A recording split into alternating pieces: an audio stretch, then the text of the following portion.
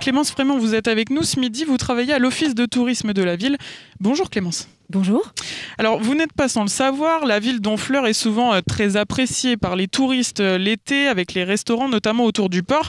Alors, c'est vrai qu'en 2020, il y a eu beaucoup d'événements qui ont été annulés en raison de la Covid-19, on le sait, notamment la fête des marins qui attire environ 10 000 spectateurs chaque année. Si tout se passe bien, elle devrait revenir le week-end de la Pentecôte au mois de mai. À quoi faut-il s'attendre cette année, Clémence Frémont ? On croise tous les doigts, effectivement, pour qu'on ait une année qui puisse nous permettre d'organiser nos grands événements qui jalonnent la saison culturelle ici à Honfleur. La fête des marins, ça fait partie de ces grands événements qui sont ancrés dans la vie des Honfleurais et que les visiteurs viennent découvrir chaque année, très nombreux.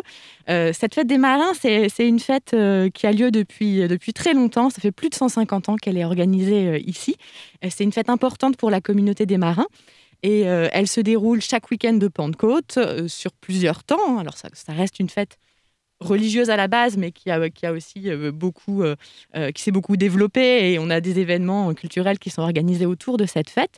On a la bénédiction de la mer avec les bateaux qui partent en mer et qui sont bénis.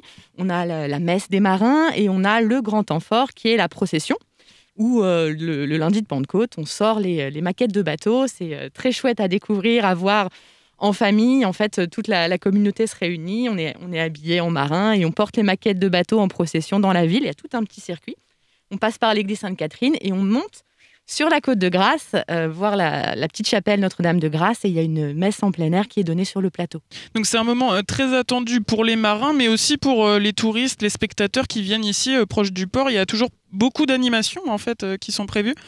Oui. Alors pour les locaux, évidemment, c'est un temps fort. C'est l'occasion de se réunir autour de cette fête, autour des marins. Il y a une grande messe aussi pour célébrer les péris en mer de l'année.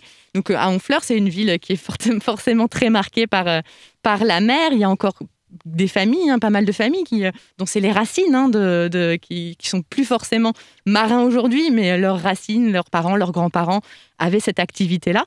Donc c'est une occasion très très forte pour eux de se réunir.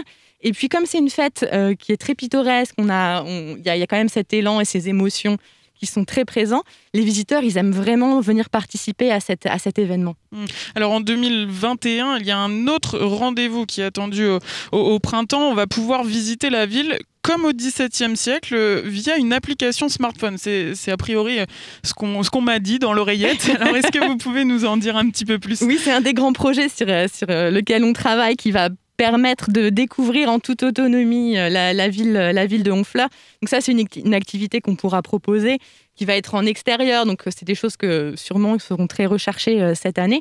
En 2-3 mots, qu'est-ce qu'on va pouvoir faire ? Sous forme d'une application, on va pouvoir découvrir la ville, un parcours de balade où on suit un ancien seigneur d'Honfleur qui va vous accompagner, vous raconter la ville.